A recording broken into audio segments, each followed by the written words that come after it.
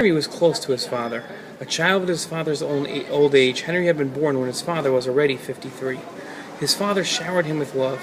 By the time Henry was born, his father had established a successful business with plenty of trusted employees that could oversee day-to-day operations of his company.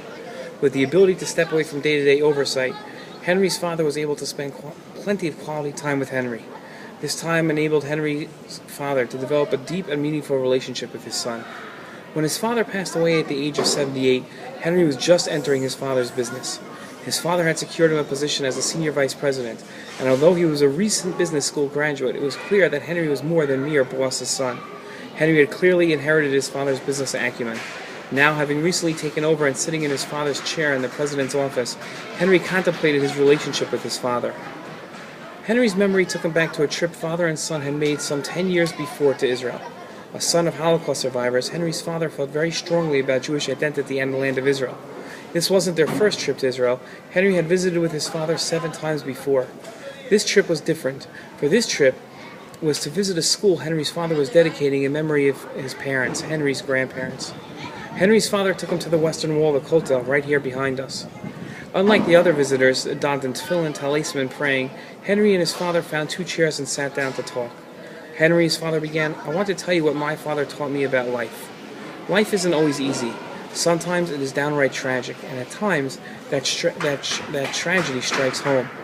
My parents suffered indescribable tragedy in the Holocaust in the years that followed. My father, your grandfather, taught me that the test of a man isn't how much he suffers, but how he handles that suffering. A person must be strong and channel his suffering into something productive. That's why I'm building this school. I want to take all the suffering of our family and build a future with it."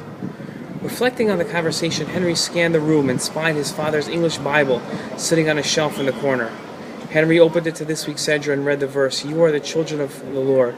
You shall neither cut yourselves nor make any baldness between your eyes for the dead."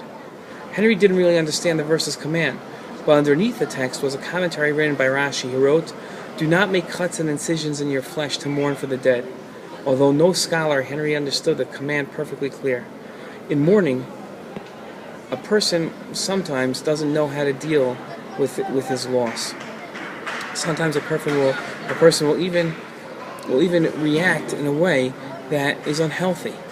In mourning, a person feels lost, and the framework by which they dealt with the world around them has been shaken. They are in complete and emotional shock and aren't sure how to deal with their loss, or shock in a healthy manner. Out of fear, depression, or uncertainty, a person can be drawn to hurting themselves as a coping mechanism, just as Henry's father taught him, and now it became clear where he drew his wisdom from. A person must deal with all trauma in a healthy way. Causing further destruction is not an option. The Torah's morals, ethics, and laws are all designed to improve man's character. By nature, man is an instinctual being, driven by needs focused on emotional comfort and physical gratification. Yet man is also blessed with an intellect.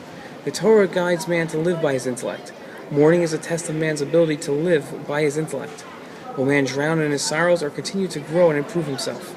A man lost in despair will take steps like cutting himself that seem to provide comfort. In truth, that comfort is short-lived and will simply delay an inevitable future spiral into depression.